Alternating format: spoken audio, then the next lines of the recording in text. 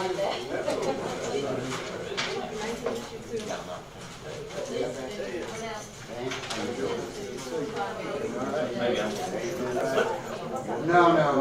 that's indeed. You speaking?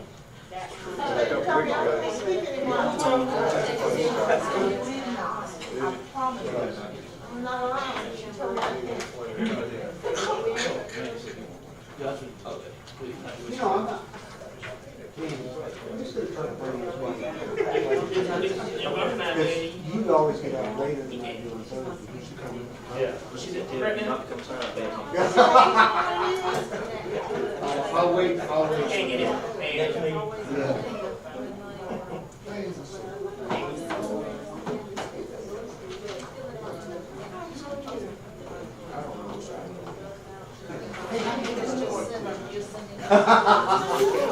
Yeah.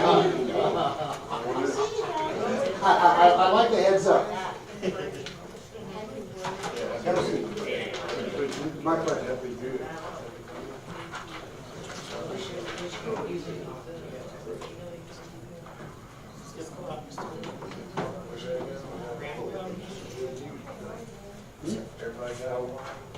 Yeah, I saw him. I saw the post. Yeah. Not long ago. And then he confirmed it. I think it's all that. You know, the first source. It's a long way to come. Right. So it's still, you know, it's like that. I'm pretty sure there's somewhere ready to go. Still, just to ship it here. It's gotta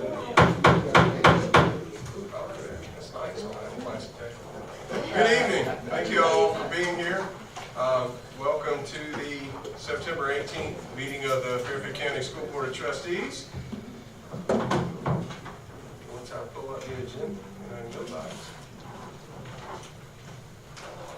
All right, we'll call the meeting to order. Ms. Brown, we've had proper notification, correct? Yes, we have. Thank you, ma'am. I do see confirmation of quorum. I know Ms. McGinney is on her way.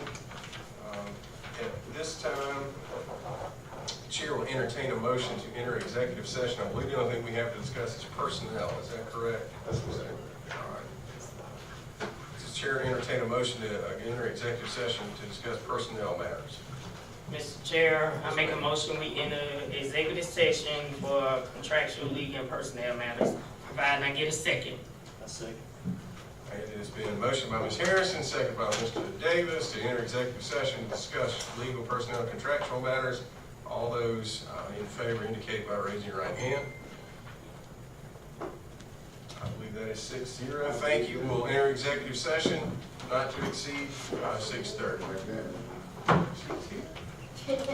come in with a purple cat. Oh, I'm at the wrong stool. Grab it. Yeah. Grab it. It's gonna be in the data. Yeah.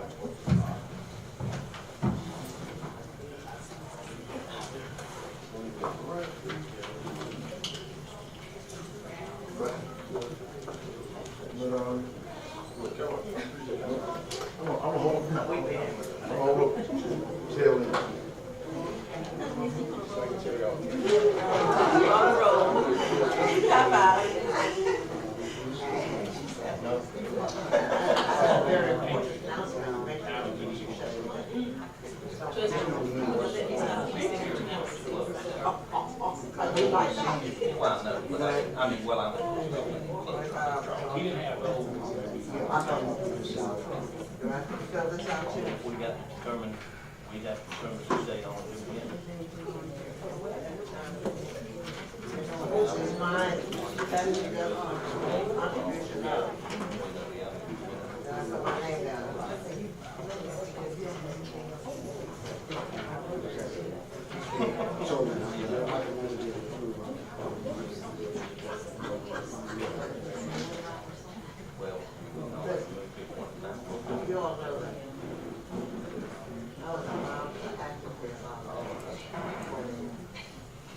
Well, actually, no, I think that's what I think.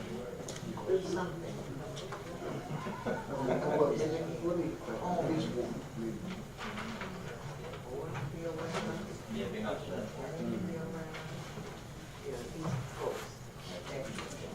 one of them, that's the way, so she had to say. She did get that. She probably did, but probably. Yeah.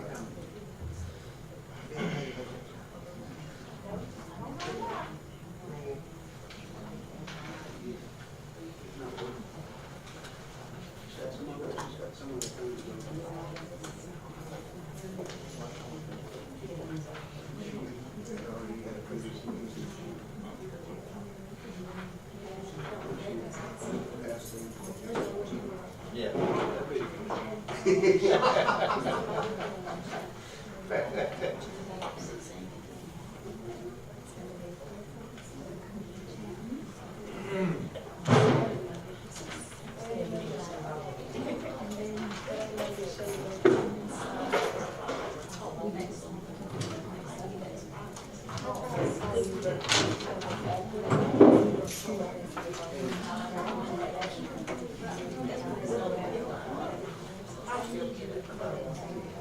Huh? Oh, well. I look forward to it.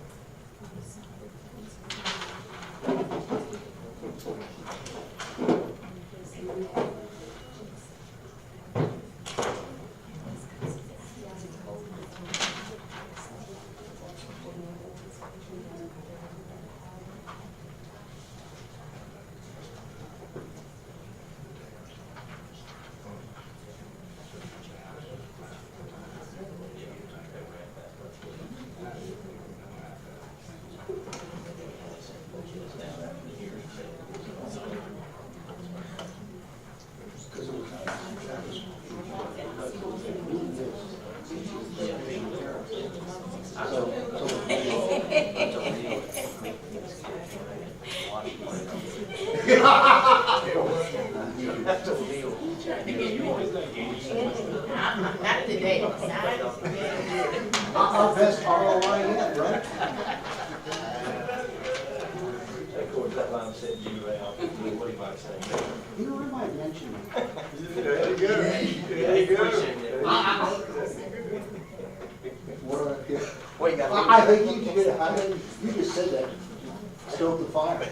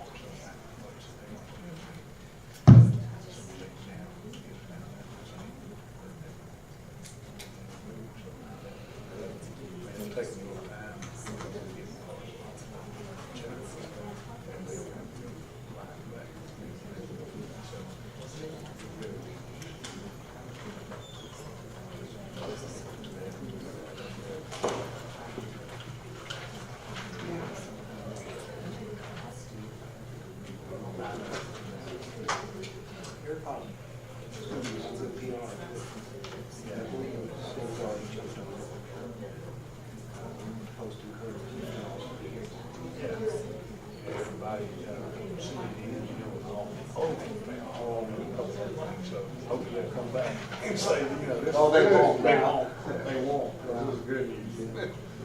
Probably the fastest one since we quit. and y'all coming out.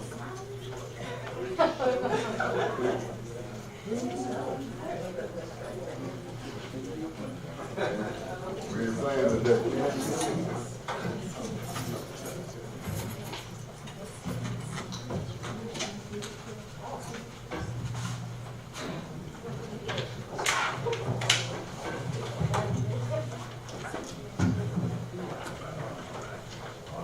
Thank you. All right. Thank you all for your patience. This time, the chair entertain a motion to exit executive session. Mr. Chair, I make a motion, we exit executive session, no actions taken, right? I can just get a second. Second. Thank you, ma'am. It's been motioned by Ms. Harrison, seconded by Pastor Jackson. We exit executive session where no action was taken. All those in favor of exiting executive session indicate by raising your right hand. We have 7-0. Thank you. And again, welcome. And thank y'all for traveling. Well, some of y'all travel, some of y'all just from here. But anyway, thank you for your attendance this evening. At this time, I'll turn it over to our secretary for the pledge and the moment of silence. Let's all stand for the pledge of allegiance and a moment of silence. Pledge allegiance to the flag of the United States of America and to the republic for which it stands, one nation, under God, indivisible, with liberty and justice for all. A moment of silence, please.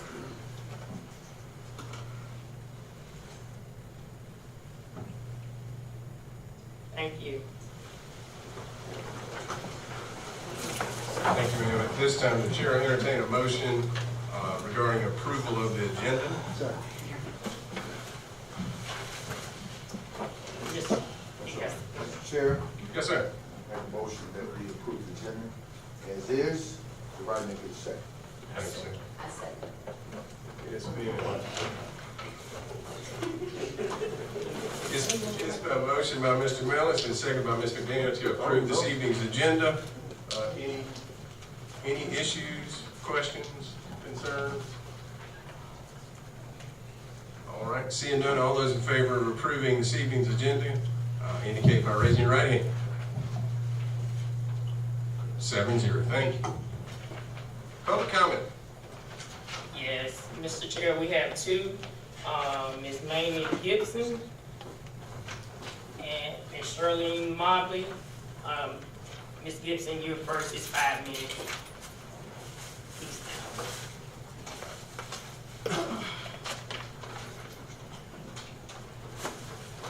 Good evening. stand. Good evening. Thank you for having me today, and I just want to speak a little bit about education. And I believe change is good, and I believe in the education excelling for our children here in Fairfield County. Each child learns differently, and I believe that they all don't always have to sit at a desk to learn. They can move around the classroom. They can have hands-on materials that they can see. And this is where Montessori comes in.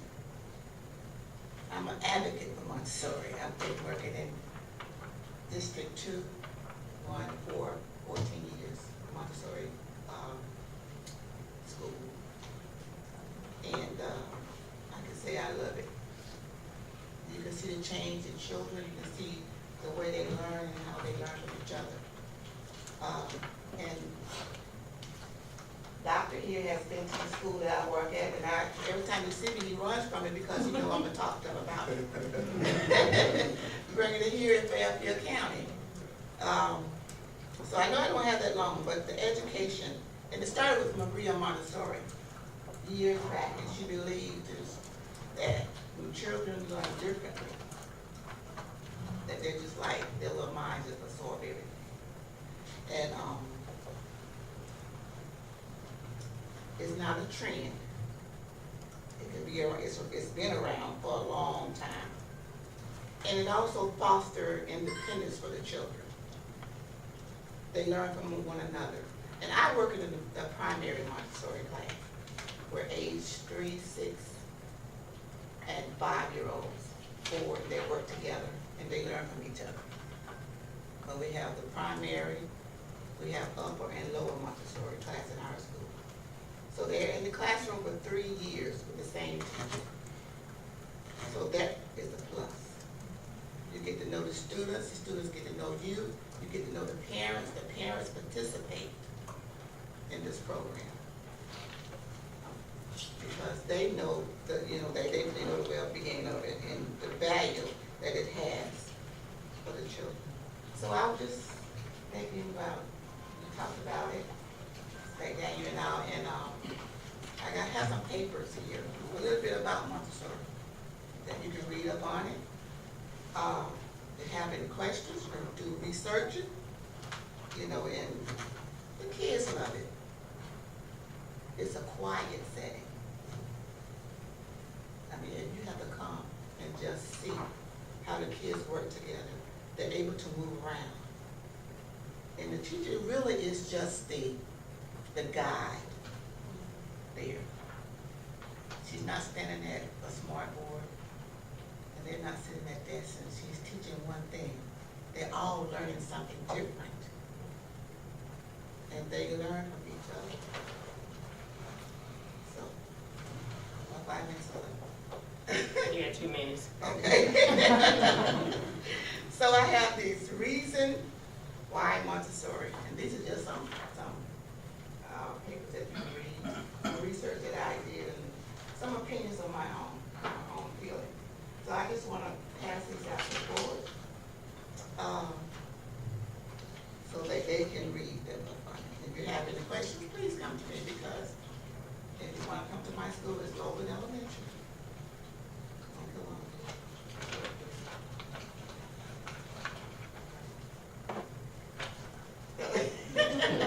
And I know that we're all doing different, he's doing different things here in Fairfield. But I'm thinking about the little children, our little kids, how they learn, and the need for, you know, just that, so they don't have to sit at a desk. You know, and mine being in Montessori all those years, I could see the growth. And we're starting, we have a middle school Montessori at Sandham, and they're starting high school. Sanders, W.G. Sanders, they have the middle Montessori. For 6, 7, and 8th grade. Oh, time up. So I would like to just pass these around to the board, Will, and just read that information. Thank you. Okay. Ms. Mobley.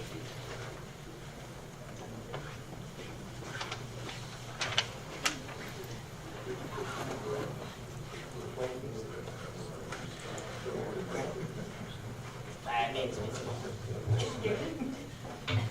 Good evening. Good evening. Esteemed board members, it brings me pleasure to approach the Fairfield County Board of Trustees and request the financial assistance as the Fairfield County District Honor Course and the Fairfield Middle School Course prepares a journey to Italy for a musical performance, tentatively June 28th through July 9th, 2019.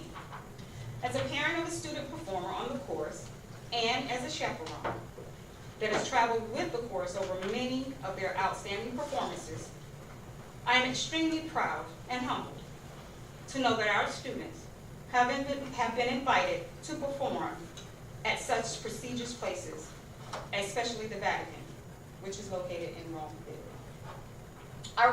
I remain more than confident in the ability of these students to go and once again prove that Fairfield County houses some of the best talent known in this country. This is not only my opinion as a parent or a chaperone who has assisted with the course, but this advanced ensemble of students allowed its accomplishments and awards to speak for itself. Having recently graced the stage of Carnegie Hall in New York City, it is no question that these students have mastered the fundamental talents behind performing arts. With the average price for this trip totaling around $5,000 per student, I approach this board in concern for many of our students to be able to attend this once-in-a-lifetime opportunity due to the financial burden by much of our community. With much of our community either unemployed or seeking employment, these students should not be withheld from attaining wonderful opportunities that await them on this invite-only adventure. I believe I speak on behalf of the student performers and their families in my request that the board please assist the Fairfield County District Honors Course and the Fairfield Middle School Course as they journey to this once in a lifetime opportunity. that will definitely put Fairfield County on the map. Thank you for your time. Thank you. That's it. All right, that concludes public comment. This time we'll move on to recognitions and presentations.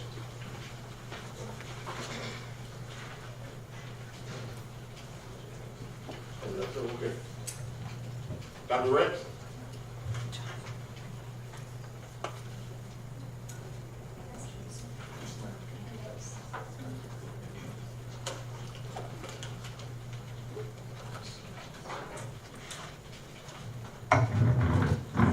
Good evening. Good evening.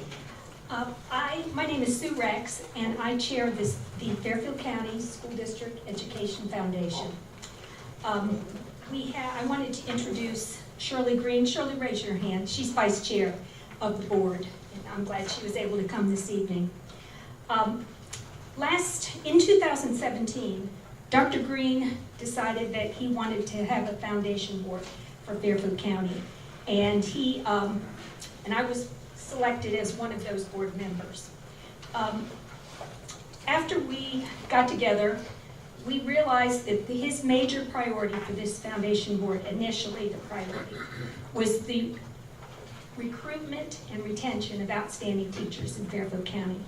We have major teacher shortage in our state, and especially in the rural districts. And the reason is basically because it's far to drive to the school districts, and there are not a lot of affordable, attractive arrangements in the house available. So anyway, we proceeded to work on our 501c3 nonprofit from the IRS. And we decided that the primary mission for 2017 through 2019 was to address recruitment and retention by building a teacher village in Fairfield County. The Board of Trustees, we came to them last year and we asked for some land in order to build this. And they gave us 22 acres of property directly behind the administration building on Highway 321.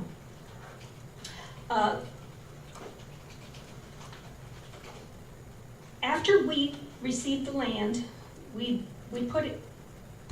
decided to go to all these different investment agencies, banks, to see if we could borrow the money to build the village.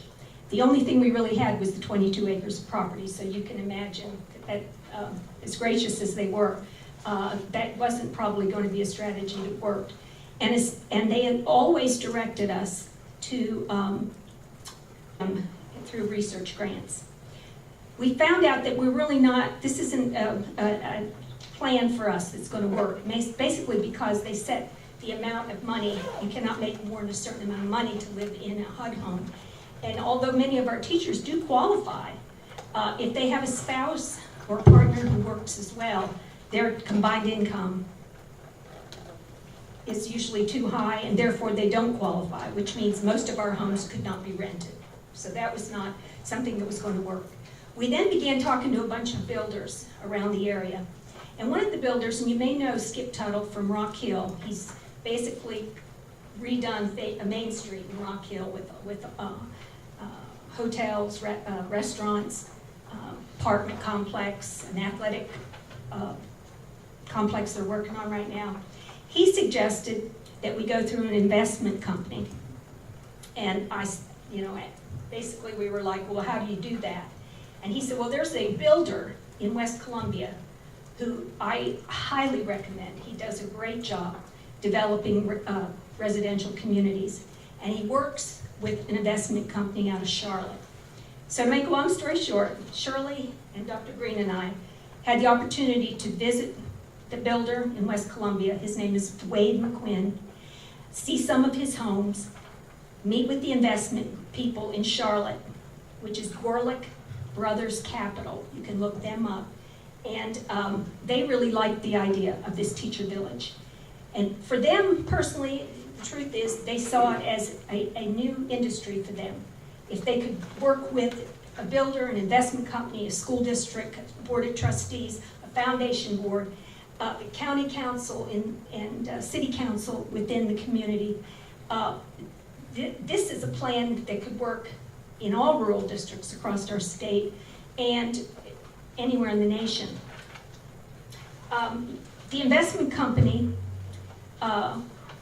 we've worked out this plan with them, if we are able to go through with it, into 2 phases. In phase 1 will be 30 patio homes, single patio homes, and some special amenities that deal around green space. Half of that land would be deeded to the investment company. The other half the foundation would hold on to. And if the need arises, we would then do phase 2, which would be another 30 homes. Maybe even 40 would fit on that property. In the meantime, we'd like to use the rest of the property after they're deeded half of it as walking trails for the teachers. And then we told the investment company has to be given to teachers. Teachers who are already here, newly hired teachers, if those are not all filled up, staff members, new hires, I already said that, and then working with the county, with first responders and law enforcement, because the county also struggles with trying to recruit these individuals to come in and work. The investment company is willing to put up all of the cash up front. And we're working on just phase 1, it came to $3.6 million. They would put up the cash for it. The foundation would work with the school district in terms of providing occupancy into those homes. We would work with the school district with the recruitment and retention efforts, and we would work with several of the interested universities to explore new opportunities with the use of this teacher village. We believe, because it would be the first in the state to develop a residential program for our teachers, it's the first in the state. We feel it's a shining star for Fairfield County, and we're not putting up any of the money, they are. But their hope is, of course, that this template is something that would be put together in such a way, with everybody being part of it, that it can be duplicated across, really, they're hoping across the southeast. Now, in order to have this $3.6 million, the investment company has more or less said they can come up with $3 million. We don't have $600,000 to make up the difference, but they have asked us to approach the school board and to approach the county council to see whether or not we can get their taxes abated for 7 years during this loan agreement. After 7 years, they will pay the taxes.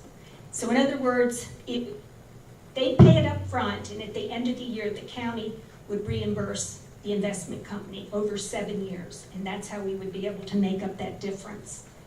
So I'm here to ask the Board of Trustees if they would consider this request. We're not asking for anything extra. We're just asking if you would consider during those 7 years whether we could have the school district taxes abated. I'm also working with Billy Smith here and Jason Taylor, county manager, in the hopes that they will abate the county taxes. If you put that together, it gives us the $600,000 so that we can build phase 1 with our $3.6 million financial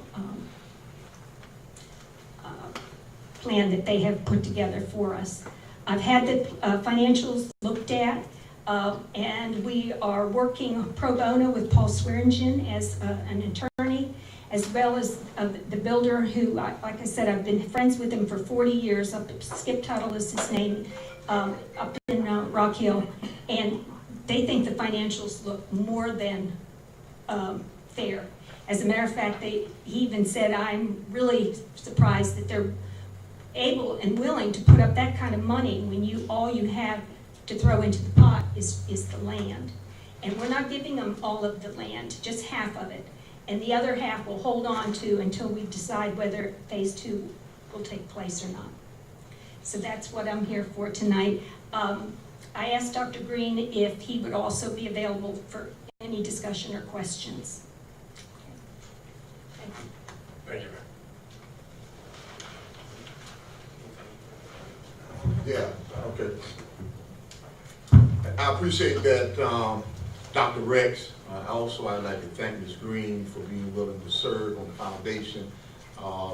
You know, and let me say, both of these very accomplished individuals are very comfortable. They have beautiful homes out on Lake Wateree and live a very charmed life, but are willing to give up their time to try and improve conditions in Fairfield County. And for that, I am very thankful to them, because it is a total testament to their willing to invest their energy, time, and sacrifice to try and improve conditions for our young people. And I can tell you that Sue Rex is a slave driver. She works tirelessly. I don't know when she sleeps, but she has been on this job consistently over the course of the last year. Now, initially when the foundation approached the school board about donating the 22 acres of land, the initial plan was that we would take the 22 acres of land, use that as collateral, go to a financial institution, secure the funding to build the village, and then move forward with building the village. Well, we approached a few financial institutions. They really enjoyed what we had to say. They liked the project, but weren't necessarily willing to give us $3.5 million. But we weren't deterred. We continued to press forward and stayed in prayer, and soon made a contact with an individual who had a contact with an investment firm out of Charlotte, North Carolina. And I'll tell you the story. When we met with the investment firm, and they really manage hedge funds, they primarily manage about $90 million of investment at any particular point in time. And so they came down, we met with them, we shared with them what we wanted to do, and they felt that that's something that they could embrace. Now the difference is, they didn't want to lend us $3.5 million. They wanted to take over the entire project. And so where the foundation was really saying we were trying to use a collateral to borrow the $3.5 million, now Golick Brothers came in and said, no, we don't want to loan you $3.5 million. We want to come in, we want to build the 30 homes, we want to own the 30 homes. All you'll do is assist us in terms of securing people to rent the homes. So there has been somewhat of a shift, and so I want the school board members to be well aware of what that shift is. So two things have shifted since our initial conversation. Number one, now we have found an investment firm who wants to own the entire project. All right. The second thing is, now the foundation, where they initially said we were going to use the 22 acres of land as collateral, now Golick Brothers is asking us to transfer half of the 22 acres of land to them, because now they would own the property outright, okay? And so that's a shift that I want the board to recognize. Initially, we were thinking that it would be, Sue used the term patio homes, but they're really single-family homes.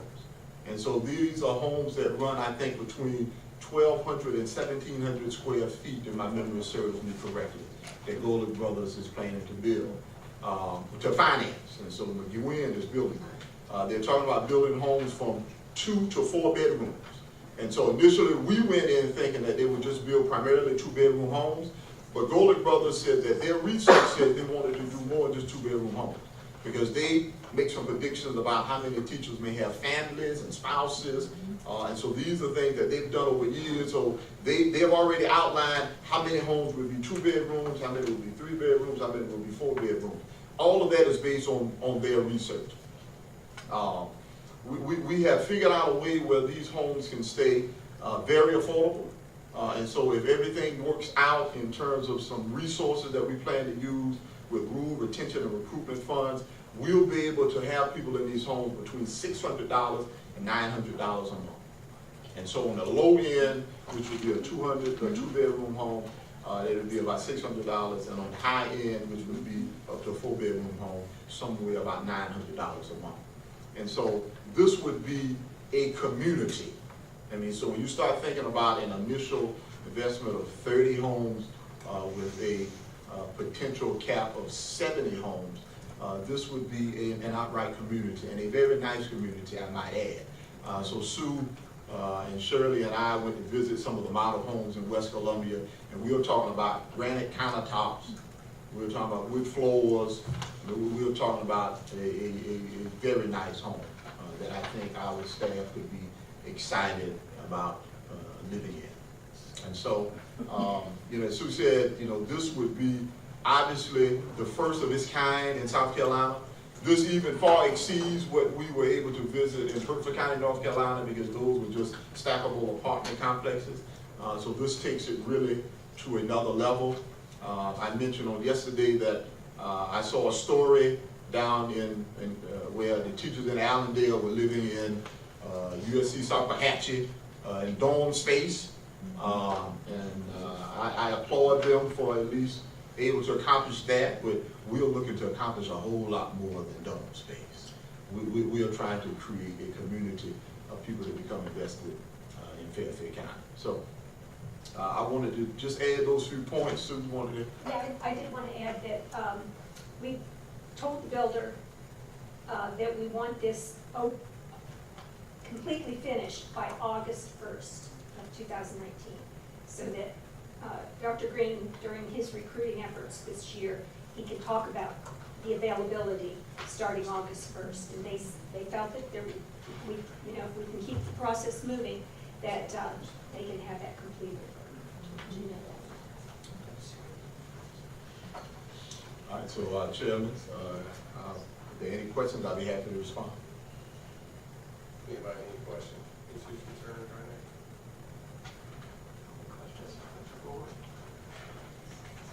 now?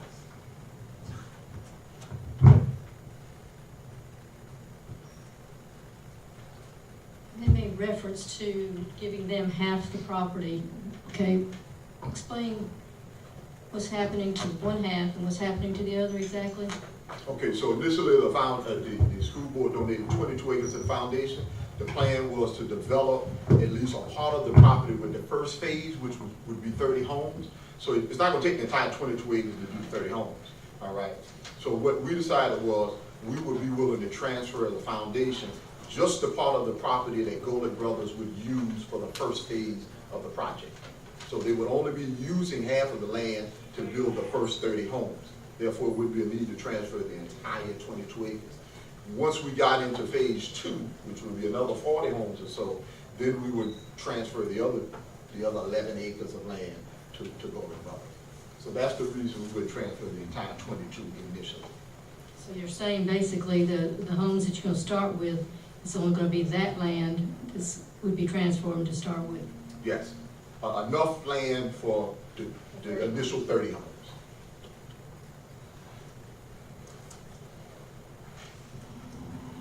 Anybody else? Following up on that, I believe we talked about donating the land to the foundation. We wanted something in the deed or whatever proper place to put it. But if it wasn't used for this purpose, it could revert back to the school district. In this process, are we still talking about doing that? I know we're now giving it to a third party. If that occurs, do we still have a deed restriction, I'll call it if that's the right term? And so, and that's something that we'll have to continue to negotiate, Mr. Frick. I mean, obviously, once you transfer the land to Golick Brothers, they understand what our motivations are, which is to provide housing for our staff members, in addition to first responders. In terms of what we can put in that paperwork as it relates to deed restrictions, that's some of the legalese that you and your colleagues help to craft. But that is our hope, that we can maintain that in the legal documents as well. I'm quite sure as attorneys do, they're probably trying to figure out some way where they can have some kind of latitude in the event that they want to, for example, rent to Dr. Mason, who's no longer an educator, that they can find a way to do so. What? But I just use that example. But I'm just saying. But I'm quite sure we'll figure out a way to put that in somehow. Dr. Green? Yeah. That was a question I was gonna ask as far as the legality of it, but I figured, well, the legal people would be taking care of that. So if it doesn't, you know, our motion, you know, how do you address that if it changes that? So what changes now? You know, it was put in the motion that if it ceases to exist, exactly what you were saying to do with it, then it reverts back to the district. And so you're asking me if 3-4 years from now, that the property is not being used to recruit, for teacher housing, how would we address that? Is that your Well, just question? like, basically what Frick's saying is if it gets deeded to somebody else, then that sort of releases probably the other, but I don't see how they can release it. Well, so the question Mr. Frick had is even though we are basically transferring the land to a third party, can we still put the same deed restrictions in place? I'm gonna speak for this, is that what you're saying? That's a fair He's assessment. saying, can we still put the same deed restriction in place that says that Golick Brothers has to use the land for teacher housing? Right. Yeah. And I think her question is, not to put words in her mouth, Okay. if we can't do that. If we can't do that. Then what? Okay. I think that's Right. what she's getting at. Right. And I don't know what the then what is yet. And my assumption is that we'll be able to do that. Once we get to the table with Golick Brothers, if they aren't willing to accept that, then I guess we'd have to, go to the drawing board. Dr. Green, one thing. One of the reasons they're so interested in this project is because we do have a plan, and we are going to occupy teachers in those homes. And we market recruiting and retention all year long. And so when they saw that, you know, we're working on the occupancy, we're marketing it for them. I mean, it was like a win-win for them. And all they want to do is see us be successful and do a great job for us so that it hopefully can be duplicated for them throughout. And, you know, they see it as a moneymaker. But as far as for us, they realize that it has to be in the agreement, that priority is given, as I said, our teachers, new hires, staff, law enforcement, first responders, and that's the way the lease will be, the final legal agreement will be listed, and they know that.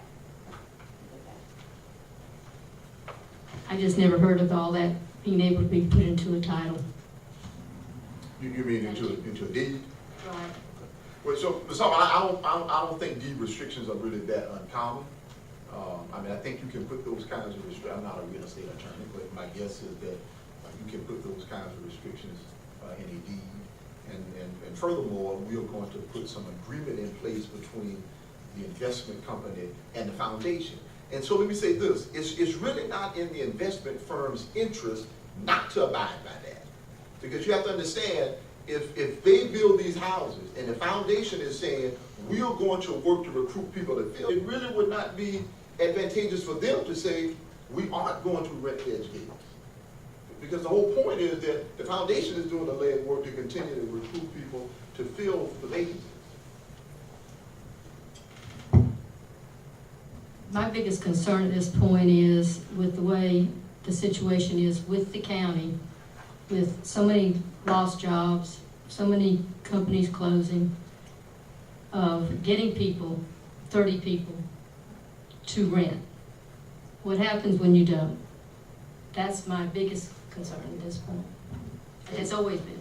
Thank you. Well, and I want to address that point, Ms. Hartman. So I want to be clear. We are not accepting any risk in this. So Golick Brothers, they are spending the money. So with all due respect, you don't have to be worried about that. I mean, Golick Brothers, the only investment on the school district part is the 22 acres. They're spending the $3.6 million. Other than now, you're saying taxes. What do you mean taxes? She's requesting to exempt the taxes as well. So there is more now, the requesting. But that's not a matter of a risk on your part in terms of the houses not being occupied. So what Golick Brothers is asking for is tax relief to build the houses, but that still does not present any financial risk to the school board. It's a risk to the children, because then the money is not gonna be there. Well, if they don't We'll be build the going to that houses, instead. if they don't build the houses, the money ain't gonna be there. And so right now, what we're talking about, Ms. Hartman, is the tax relief is the taxes that we would collect on the houses that they would be building. So right now, we aren't collecting any taxes because there are no houses. So right now, we aren't collecting any taxes on the property. The question is, if they build the houses, they are asking us to give tax relief for 7 years on the houses that they are building. So we aren't necessarily foregoing anything that we are currently receiving.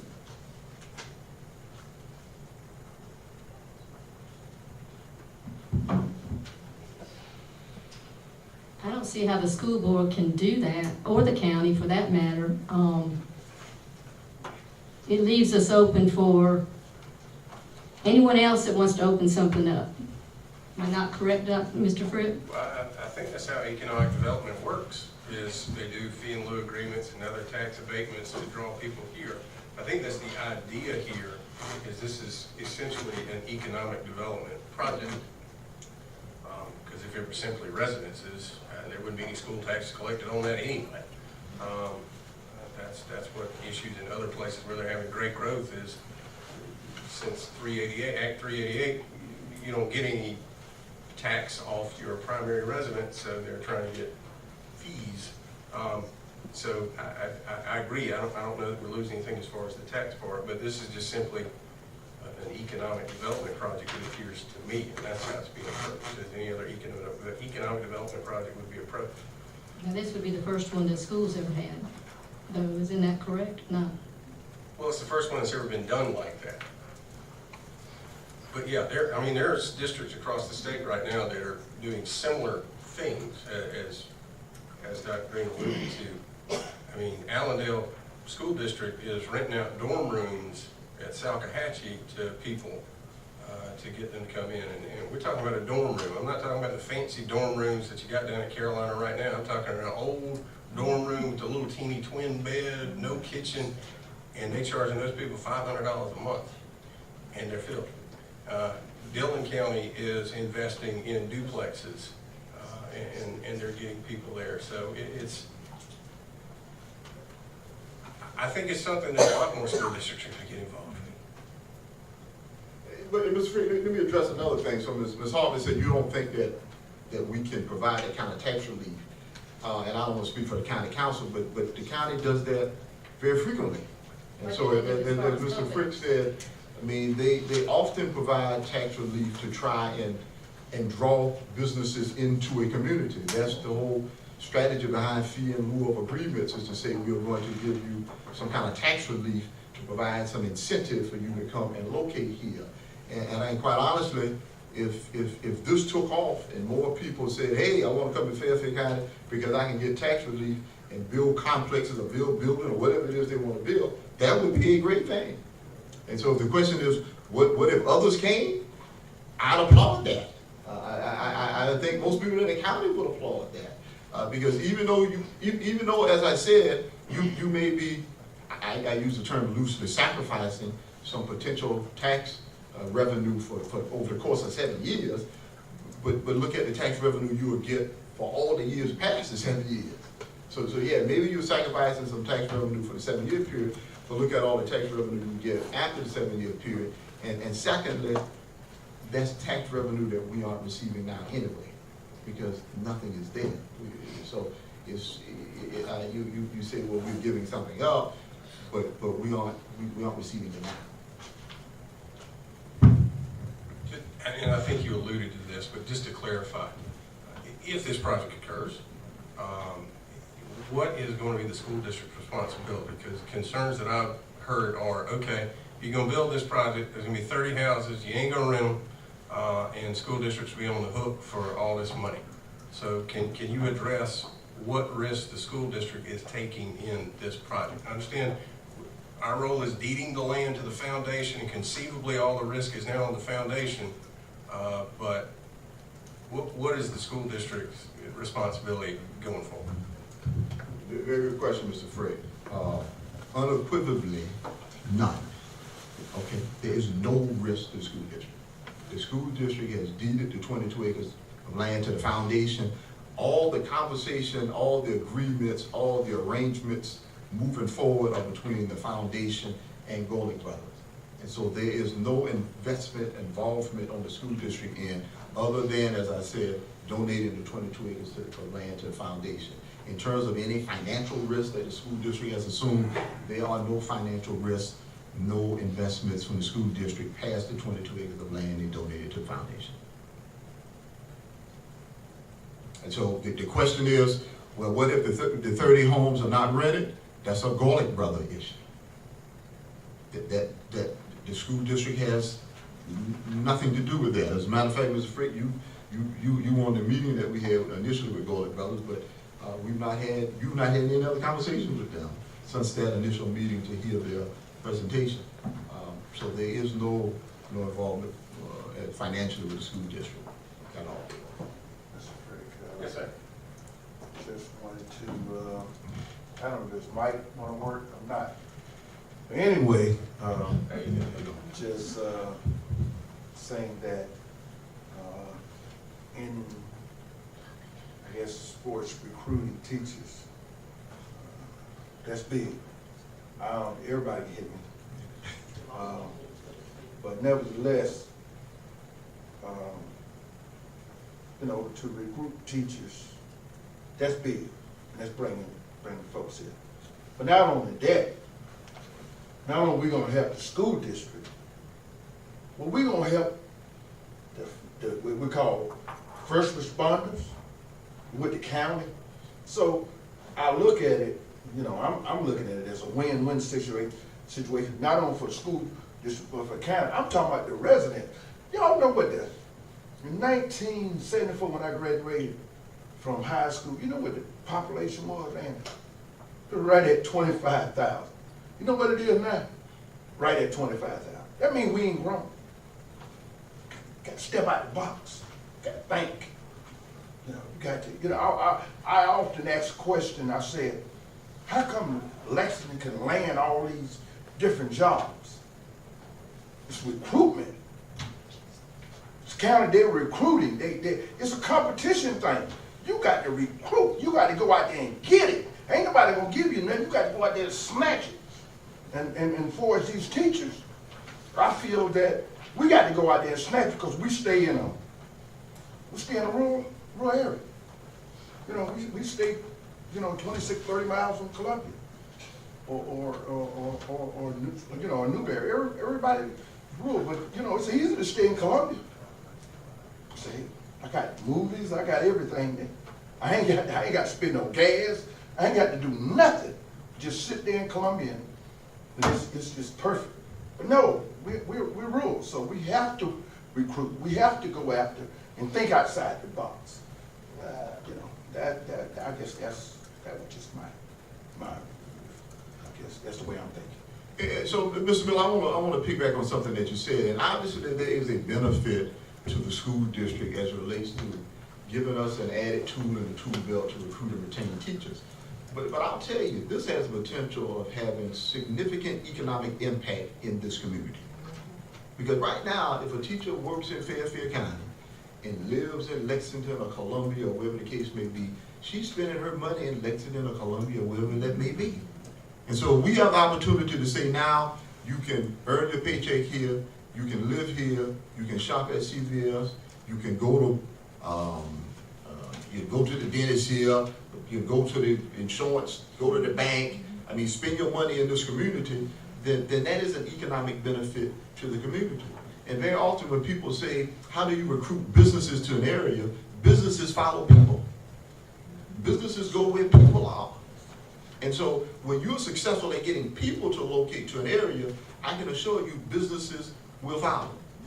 And so that is one step. No, that's not the end all be all, but if we can get more and more people who work in our system to live in our system, then I think that not only benefits our system, it benefits our community. And I know for a fact that people want to live here because I have those conversations with teachers. I have conversations with teachers who say, I'm new to the area, I'm trying to find me some place to move, I'm trying to find some place to rent. They come back and say, Superintendent, we can't find any place, now I'm gonna have to move to Blackwood because there's no place for me to rent. That's just the reality. And so, if the foundation wouldn't be pursuing this if we didn't have that dilemma. If there were places that teachers could go and rent, then we wouldn't have a need to do it. But the reality is, when teachers come and are interested in living here, they struggle to find some place to live.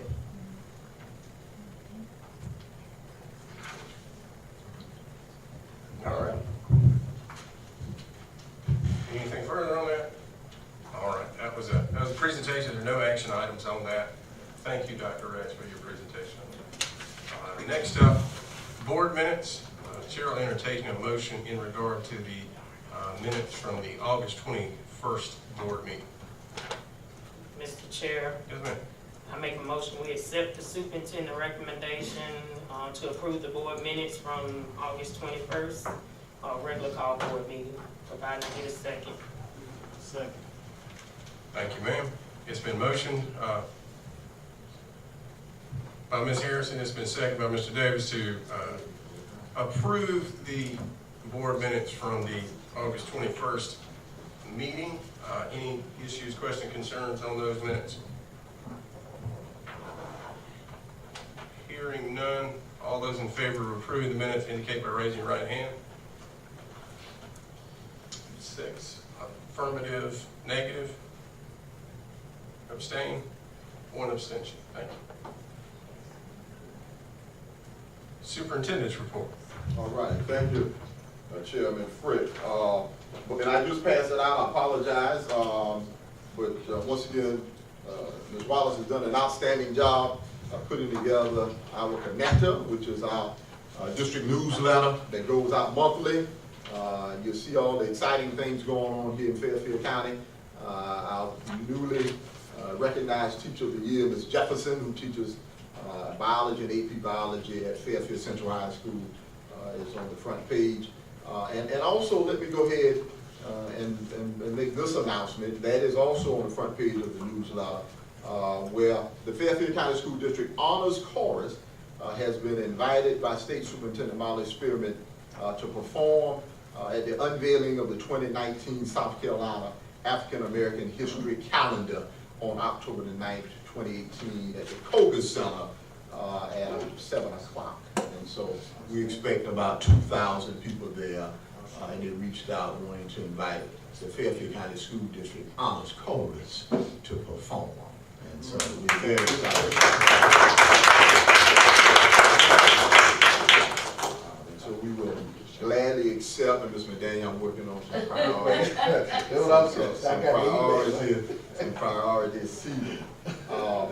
And so let me go ahead and we'll talk about that later. That's on the agenda. I'll talk about the trip to Italy when we get to that. Also, let me just say a little something else about the housing initiative. The school board, I want to thank you for your willingness to support this initiative. I'll tell you that this is going to be a model of how you can do some innovative things in rural communities. And it has been a heavy lift, but I think we'll look back on this and say that it not only had some tremendous impact on the Fairfield County School District and our ability to recruit teachers, but also had a tremendous impact in kickstarting some development in our community. And so I'd like to thank you for that. Quickly, Yeah. Mr. Chair, I didn't say much on the conversation that was going regarding the village, because it was very much a surprise to me what was being asked for tonight, because the board wasn't made aware, at least I wasn't, that that's what we was going to talk about. And I know when Dr. Rex was up, she mentioned that she reviewed financials and some documents, and we're talking about tax credits, and we got members of the county council in the room. Is there a possibility that the school district, foundation, and county council can sit down and talk about this endeavor and what it really means for the individuals that are being asked to contribute, so that we can all have the same and share the same buy-in to the project? Well, and that's not a problem, Ms. McDaniel. What Dr. Rex was doing today was simply just the updating the board. And so there were lots of things in the update. We are not at the point of finalizing anything as relates to the county council. It's not even going before the committee as of yet. So in terms of us all getting together, the foundation, the district, and the county, but we can most definitely arrange that. That's not a problem. Okay, thank you. Okay. Also, let me just finish up by saying that the superintendent's breakfast that I hold quarterly will be this Thursday at 8:30 at the district office. That's an opportunity for me to meet with county leaders, business leaders, faith-based leaders, just talk about what's going on in the school district, solicit your input, and also have some dialogue about how we may be able to do things even better than we are doing them. And so, if you're interested in attending, please RSVP with Ms. Jackie Wallace. Okay? And that's all I do? Okay, well, that, all right, yeah, I get it all, yeah, okay. So now we're down to community eligibility. Thank you, Mr. Fred. And so, the community eligibility resolution, and so what happened probably, I guess it was 2 years ago, the state and federal government came up with a program where if you had free and reduced lunch numbers past a certain threshold, you can apply for what they call community eligibility, where all of your students would eat for free. And so students would no longer have to fill out free and reduced lunch applications because your free and reduced lunch population was so extensive. All right, we did this probably, I think, 2 years ago. So we've been community eligibility for, I think, about 2 years. The state is requiring that every school board sign a resolution either recognizing that you are moving forward with community eligibility or that you aren't moving forward with community eligibility. Now, so this resolution just simply affirms the fact that we are continuing to move forward with community eligibility. So that's why this is an action item. Really, I don't really understand the whole purpose of it. Me and Mr. Frick talked about that at one time. And so we've been community eligibility for a couple of years, but they are really requiring every school district, those who are and those who aren't, to at least pass a resolution saying that you are participating or you aren't participating. And so that item is before you, and that is an action item. Before we leave that one, I think the last audit, and the one before did not reflect that. I think we made like $207,000 more when we went to the community eligibility, so that's one positive. And so, Ms. McDaniel, quite honestly, I can't think of any positive, I don't see any negatives to being community eligibility, but I'll just share this with you and talking to some individuals. Some districts have been apprehensive about applying to become community eligibility districts because they don't want to be perceived as high poverty communities. And that's why the state is really forcing folks' hand to a certain extent, is to say we want you to go on the record if you do qualify while you're not moving forward with becoming community eligibility. So I've heard that that's part of the rationale for why they're making all districts pass some resolution related to community eligibility. But as you said, it works out even better because you get more kids eating, more revenue from USDA. It works out for the good. On that line, I think it's also good that it doesn't draw attention to students that might be embarrassed of the situation. Thank you. All right. So Mr. Chair, do we make a motion? Yeah, so that's what I was going to get to. I was going to make sure everybody's got it in front of them because I'd rather not read this whole thing if y'all don't make me do that. But if you've got the resolution in front of you, it's the superintendent's report. And it is basically what the superintendent outlined about providing the meals. This was mandated by the legislature, I think, this past session. I can't remember if it was a proviso or whether it was law, but it was mentioned at the school law conference we went to back in August. So this is the resolution that's proposed, I think, by the School Boards Association. And it is a requirement. And I think, too, Mr. Frick, one of the other things that, now that you mentioned that I think probably caused that is, I think 2 years ago, they was having a conversation at the legislature where school districts with students didn't have the money to pay for their lunch, and they was getting brown bags, and that was signaling the students out. And when they went to the School Boards Association, they was working on some kind of reconciliation so that the legislature wouldn't put another mandate on school districts that's unfunded. So I'm thinking that's probably another reason why they pushed for this, so that those students will be singled out, because if their parents not paying for their lunch, it's not the child's fault. Right. So, Good deal. Well, I'm all for not having any more unfunded mandates from the legislature, so. Help us out with that, in a couple of months. All right, this, unfunded mandate, my baby's eating out doggone brown paper bag. I don't disagree with that, I don't disagree with that. All those, at this time, Chair will entertain a motion regarding the resolution for community, what do we, community eligibility. Go ahead, we jumped ahead, so go ahead. The last part of this says, and if you don't mind, I'd like to read it, so it's all right to read? Yes, sir, go ahead. All right, it said, be it further resolved in order that the board agrees to comply with the terms of CEP participation and agree to serve free lunches and breakfasts to all students in participating schools, not to collect free and reduced price applications from households in participating schools, and to cover with non-federal funds any cost of providing free meals to all students in participating schools above amounts provided in federal assistance. Why are we saying in participating schools? If the district is gonna do it, that means all schools are gonna do it, right?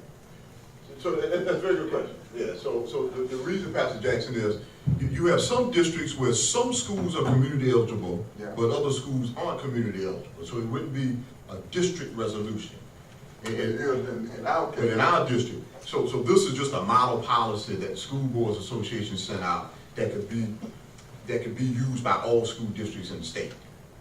So the reason that it says participating schools or not participating schools is because this is the model policy the School Boards Association sent out to all school districts, to include districts like ours where all schools were qualified and other districts where only some schools were qualified.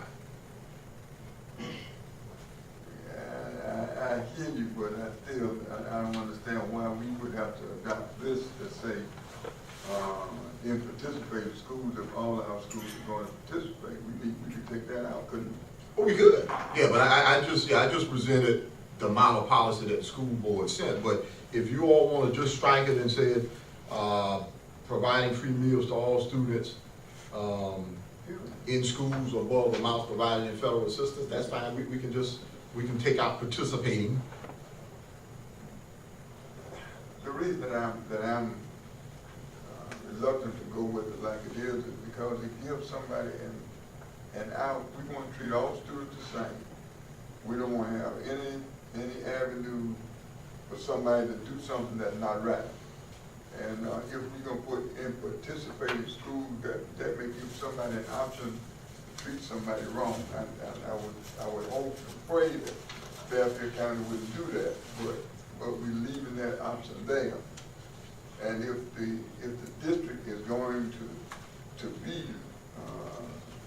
a CEP district, I don't see why it's Fairfield County, why we have to put participating schools, because all will participate. And so as I said, Pastor Jack, that was just a model policy that School Board Association sent to district, but we can strike through participating and say all. I mean, that's fine. Well, that's just me now. I'm just one board member. But I don't think anyone will object to that. I mean, yeah, that's fine. So we can just, Ms. Brown, make notation of that. We'll just change participating to all schools above amounts provided in federal assistance. But the rest of them haven't said that's what they want to do. I'm fine with it. Is that a motion, Pastor Jack? Do I need to make it a It motion? sounds like it's a motion. You wanted to, is that what I'm hearing? You want to amend the, Okay. yeah, we kind of went backwards, but we'll get back there. So, You made a motion to amend the resolution to strike participating schools and have it read all schools? Is that, that's it. okay. On the motion to approve the resolution with the change. So it would- it's like a motion. Let me do it one at a time. I appreciate it. I didn't start it down this road. Let me finish this one. Is there a second on that motion? Second. It's been motioned by Pastor Jackson. It's been seconded by Ms. Harrison to amend the resolution to read to strike participating schools and read all schools. Yeah. On the motion to amend, all those in favor, or is there any further discussion on that? I should ask. Seeing none, all those in favor of the amendment indicate by raising your right hand. It's 6 on affirmative, negative. Is that an abstention then? Okay, we'll officially call that one an abstention. So 6 affirmative, 1 abstention on the, at the bottom of the thing, they make us do the count on the resolution. I don't understand all that either. But anyway, now, at this time, Chair entertain a motion in regards to the amended resolution. No, Go ahead, go ahead. No, I was, Fighting over motion. I want to make sure I'm clear. The amended resolution, or what, Ms. McCain? He confused the whole thing. We already approved the amended resolution, which took out all schools and put in the district, so we're talking about the district as a whole. So now he wants a motion to approve the resolution with all schools instead of the individual. Did you make that schools. motion? No, I didn't. I did 2 steps. You want to do it in 1. No, I'm just trying to make it easier. She wanted this Well, somebody- complication. I want to make sure we're clear. we approving with all schools. Yes, as amended by Pastor Jeff. Okay. Mr. Chair, Yes, ma'am. I make the motion, we accept the resolution with the changes for the Fairfield County School District Board of Trustees regarding the community eligibility provision of the Healthy Home-Free Kids Act of 2010, providing I get a second. Thank you, ma'am. It's been motioned by Ms. Harrison, it's been seconded by Mr. Davis to agree with the resolution as amended. All those in favor indicate by raising your right hand. I believe that is 7-0. Thank you. Okay. Chairman Frick, members of the board. And so we've already had one of our outstanding parents to come up and talk about the honors chorus's opportunity to perform in Italy.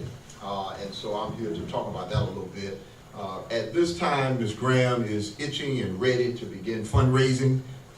As was alluded to earlier, it is estimated that the cost per student is going to be somewhere between $4,200 and $4,800 or somewhere in that ballpark. And so they want to go ahead and hit the ground running. So we're just asking for permission to move forward in terms of beginning the fundraising process. And so this is not an official approval of the trip. And so I'm not even sure whether it needs to be an actual action item, Chairman Frick, but I just want to You're just kind of advising the school district that they are going to begin the process of fundraising. Okay. Any questions? How many students are you referring to?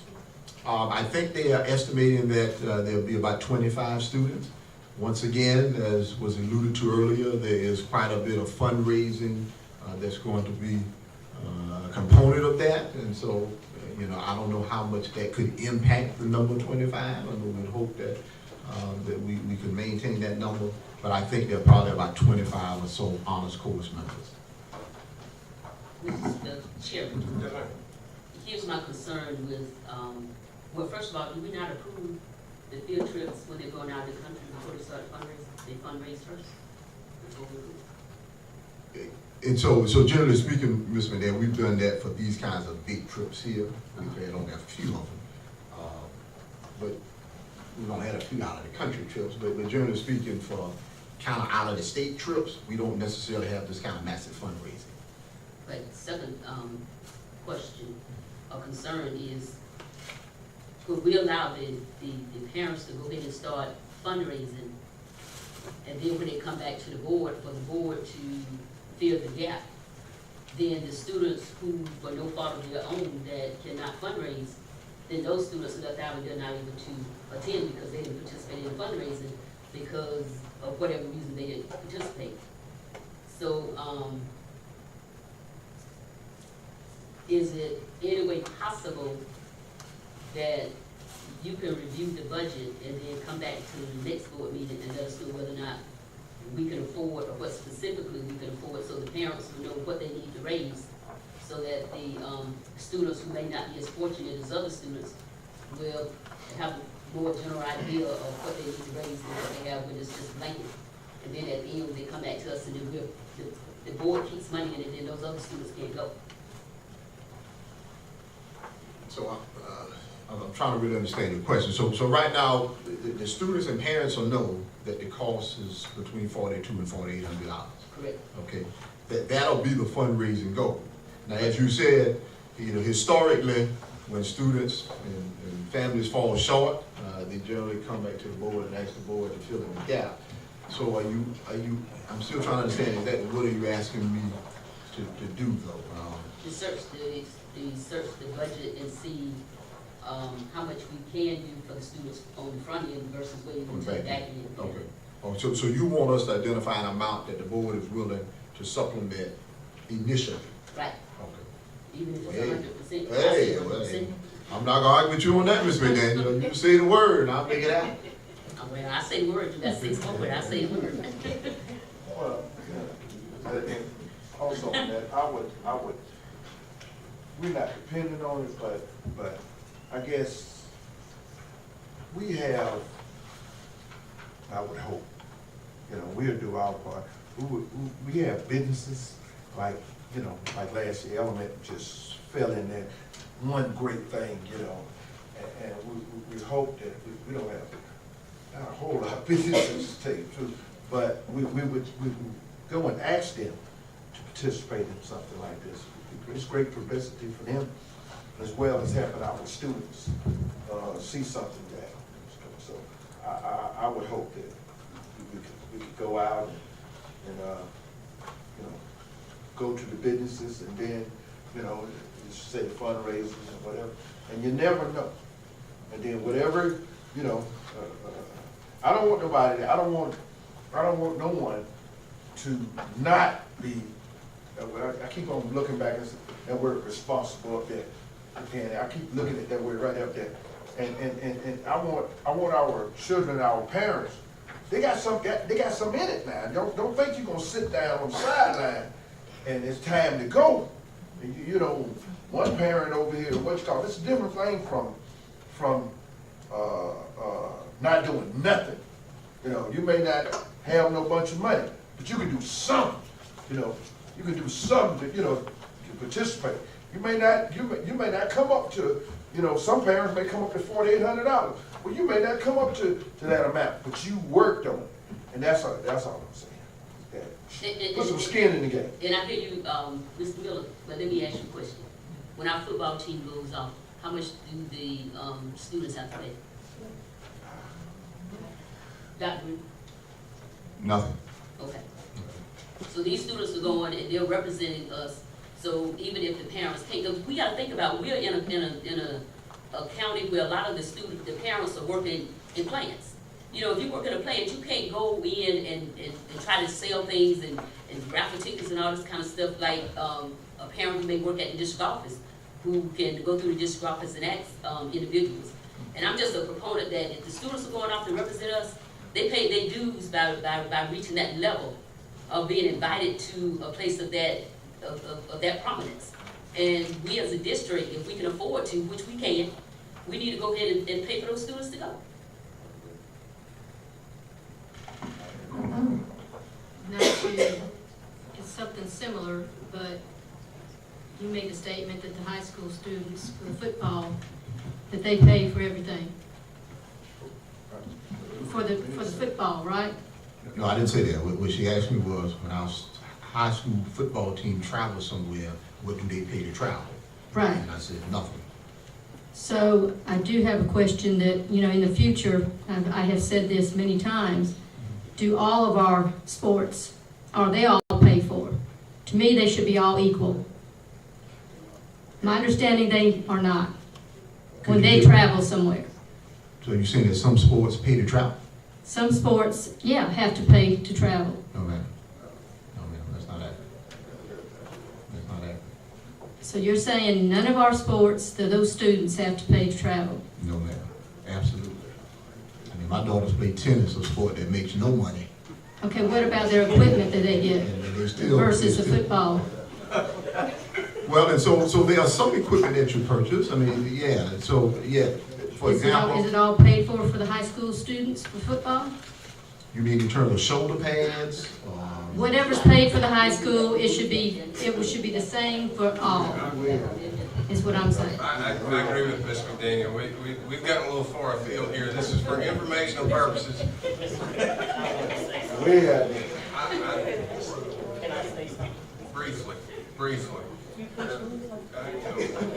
Well, anyway, You want to take? okay, as far as the fundraisers, I know they have the dinner here, and I know me and Dr. Green always attend that. That's one of their fundraisers, and I just feel like as a board that we should participate with that. They have them all the time, and Ms. McDaniel always tell me to remind her. I will remind you, but I actually participate in a lot of their fundraisers. And because I am a business owner, I think I done bought about 4 or 5 ads in the same group. But it's okay. It's okay because it's for the kids. So, so when they come around with the fundraiser, let all of us get together and try to help them. Because this is an honor for them to go there. And I would just say this last thing, Mr. Frick, we'll move on, but I don't want us to think that, particularly with Ms. Graham, she is, I mean, because she's already kind of laid out a fundraising strategy during our conversation. I mean, she has identified people in the metro area, so it's not just Fairfield County people that she's going to be approaching about supporting this activity. She's going to be approaching lots of people who live in Columbia, and businesses and organizations and churches. I mean, she has identified a pretty robust list. But I appreciate Ms. McDaniel suggesting that she didn't want to fundraise at all. And I'm quite sure we have further conversations about that. So finding money, Ms. McDaniel. That's so cool. Dr. Green, before you move on to also Mr. Frick, our vendors that we patronize, they should be willing to donate. And I think alluding back to what Mr. Miller said, if we have like a banner on the website or something where we say we give accolades for sponsoring our students, I think that helps a lot. Because I know MBCon, they have a pot of money that they utilize, and we need to tap into it and let them know that we supported them when we built our school, and now and boomerang and all that stuff. All right. The building needs to happen. I will, absolutely. We're gonna pull them. Next on the agenda, Chairman Frick, members of the board, is the renaming of McCoy Liston School of Technology Gymnasium. So in board docs, you see a recommendation from the committee, and I won't bother reading all the members of the committee or the actual recommendation, but I'll tell you they have made a recommendation to move forward renaming the McCoy Liston School of Technology Gymnasium as the Mr. Richard Brown Gymnasium. Okay. Mr. Chairman, will accept the administration's recommendation on renaming the McCoy Liston School of Technology Gymnasium to the Richard Brown. That's awesome. That's awesome. All right. It's been motioned by Ms. McDaniel, it's been seconded by many members, but we'll give the credit to Pastor Jackson to move forward with the renaming of the McCrory Liston School of Technology's gymnasium to the Mr. Richard Brown Gymnasium. I don't think we need any further discussion. Is there any further discussion on that? Seeing none, okay. All those in favor indicate by raising your right hand. I believe that's 7-0. Mr. Frick, members of the board, in that same vein, we also have a recommendation to rename the Kelly Miller Elementary School cafeteria. As I said earlier, I won't go through the trouble of naming all the members of the committee, but the recommendation from the committee is to move forward naming the Kelly Miller Elementary School cafeteria behind Miss Gertrude Washington. And so therefore it would be known as the Gertrude Washington, I guess, cafeteria. Okay. Mr. Chair. This is my first. Mr. Chair, I'd like to make a motion of renaming the Kelly Miller Elementary School cafeteria after Ms. Gertrude Washington. Second. It's been motioned by Mr. Davis, been seconded by Ms. McDaniel to move forward with the renaming of Kelly Miller cafeteria after Ms. Gertrude Washington. I don't see any further discussion on that. All those in favor indicate by raising your right hand. 7-0. Thank you all. And so, Mr. Frick, let me just say finally, as we did at McCoy Listen with the cafeteria, I'll get with Ms. Wallace. We'll identify a date after consulting with the families, and then have a naming ceremony, so that those dates are forthcoming. Curriculum and instruction. Before we move on, I have one statement, if I could, please. Yes, ma'am. It was stated last night, which I know has been stated, I'm assuming, correct me if I'm wrong, that our students are the first in the state to have the associate's degree from Midlands Tech or from a tech school. I thought Frick repeated it last night. We are the first to develop a program in the state. But nonetheless. Well, either way, you know, it went around where different ones were complimenting the kids for graduating this year, you know, with that. And it was stated that Clarendon District 2 had one in 2017. They had 7 students. And they had one also, 7 students in 2018. And the only reason I'm bringing this forward is that to, you know, inform us correctly, because we put things out, you know, then somebody else comes up and says, no, that's not right. You know, so. Well, thank you for encouraging Clarendon District 2. We'll move on to curriculum and instruction. Say that again. I said we're going on to curriculum and instruction. But let me just say this. So Ms. Hartman, and I'm not familiar with Clarendon 2 or Clarendon 1. I'm sure what you stated is accurate. But in terms of, this program was started back in 2012, and we started with a cohort in 7th grade. I think you'll probably find that it's consistent that we were the first to start such a program. Now, rather, they might have had students to matriculate and earn a degree prior to our students matriculating. That could be accurate, but I can tell you with no question that Clarendon 1 or Clarendon 2 did not have a program back in 2012. Absolutely not. So you're saying that 2018 class started in 2012? Ms. Hartman, we're going on to curriculum and instruction. All right, item number 1, good evening. Item number 1, overnight out-of-state field trip request. You have 7 field trips for your approval. And these field trips were submitted mainly because the principals wanted to go ahead and proceed with fundraising for these trips. And I also wanted to state that these field trips, additional field trips, will also be brought before you in October. And so you will see some of the Beta Club. One of the schools elected to go ahead and place that on this agenda for this month. But please know that the other schools, elementary schools, will have their Beta Club field trips in, before you for the October meeting. All right. I believe this is an action item, so I entertain a motion in regard to the overnight field trips that are indicated in that document. Mr. Chair, Yes, ma'am. I make a motion, we accept the superintendent recommendation for the overnight and out-of-state field trips for Giga Elementary, Fairfield Magnet School for Math and Science, McCoy Listening School of Technology, and Fairfield Central High School. Provided I get a second. Second. It's been motioned by Ms. Harrison, it's been seconded by Pastor Jackson to approve the overnight field trips indicated in the document for those schools. Any further discussion on that? Seeing none, all those in favor indicate. Yes, ma'am? Chair. If you say something about Clarendon 2 again, I'm gonna bang you out of order. We were out of that category. I had a right to ask it in that No, category. maybe you're out of order to start with, but you go ahead now.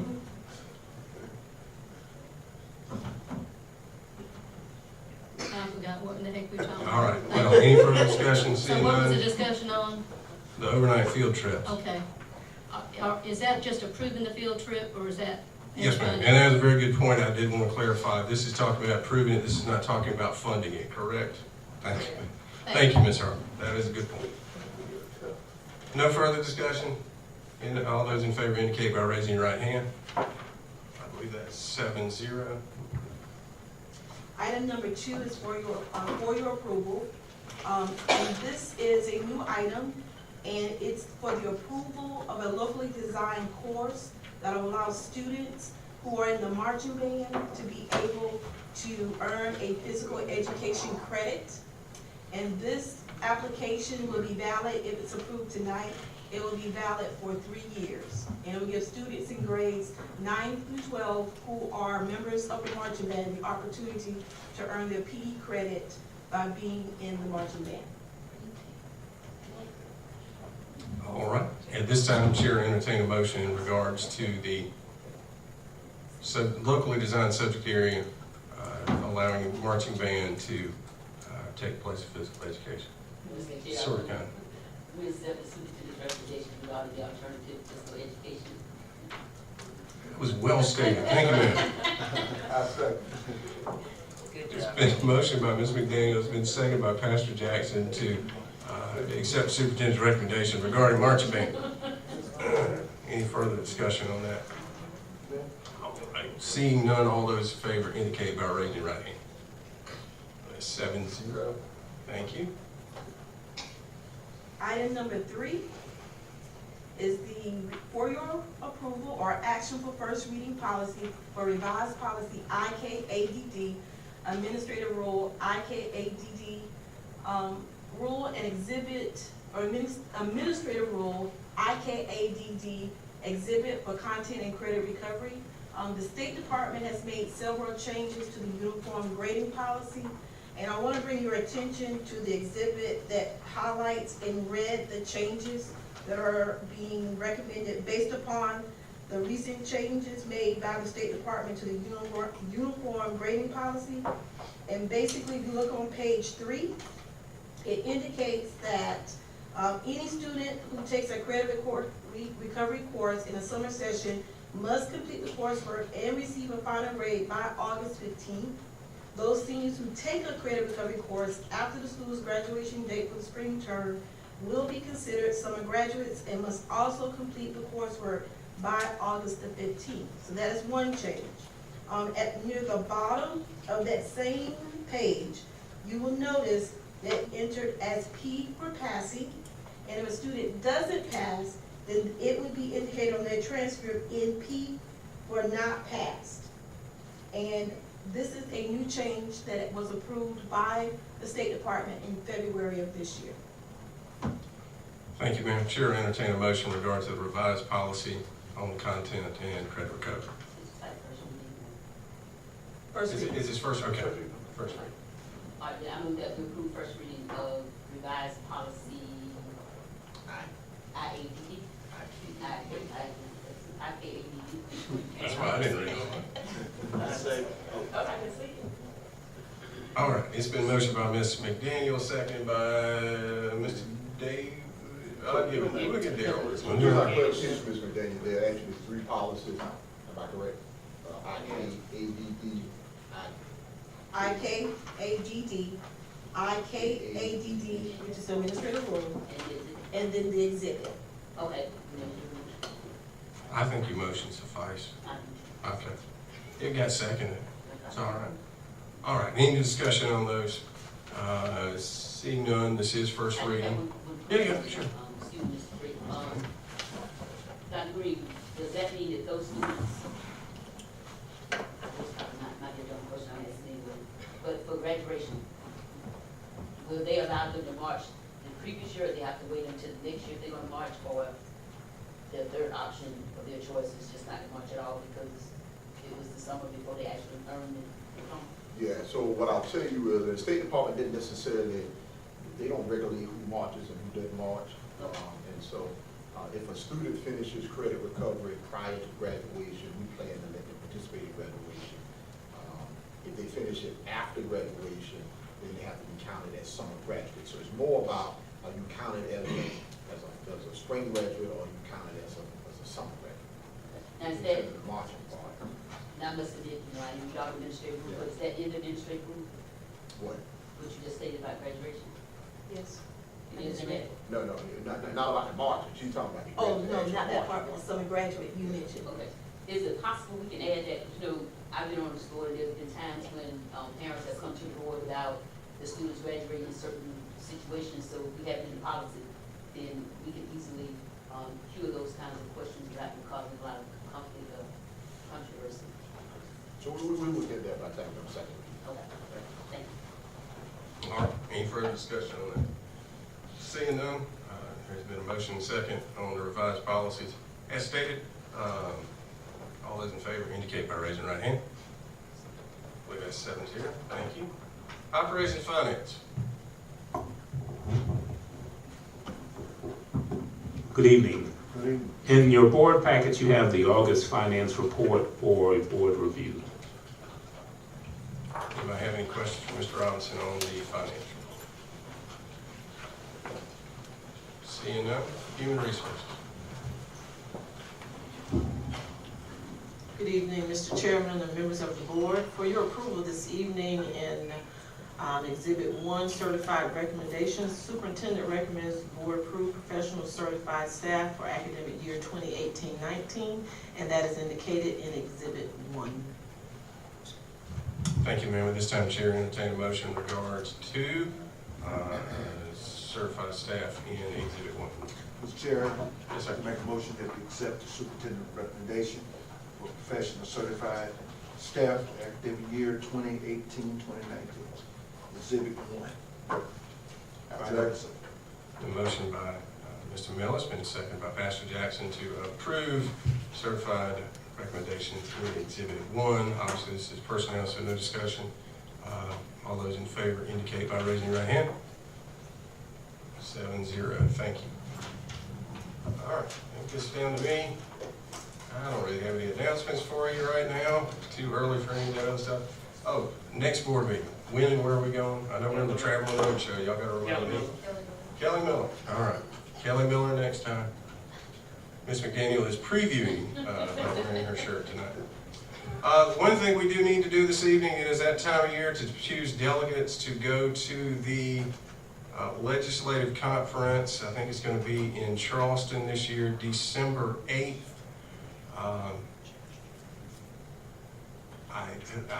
I'll open the floor to nominations. Who wants to be we have one vote, one strong vote in that. So who wants to be the vote and other alternates?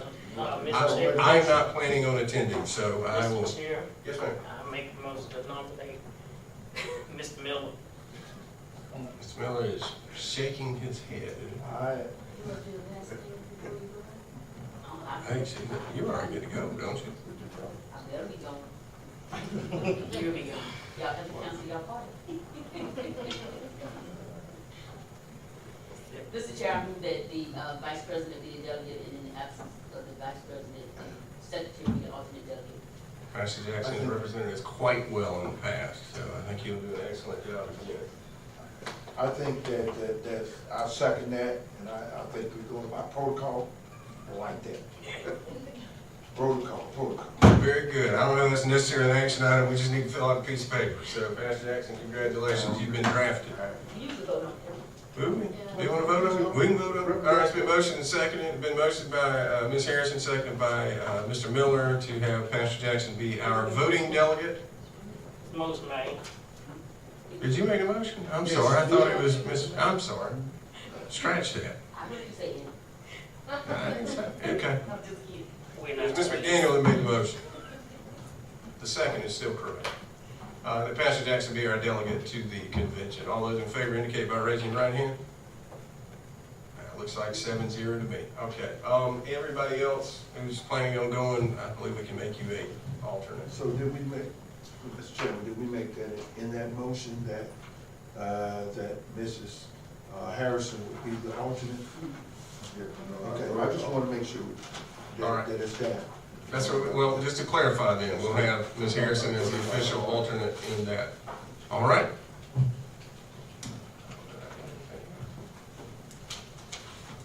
I have nothing further, anything for the good of the board? No. Mr. Yes, ma'am. Dr. Green, can you get a letter drafted up for the individuals we can gonna ask for money towards the trip building from the school district.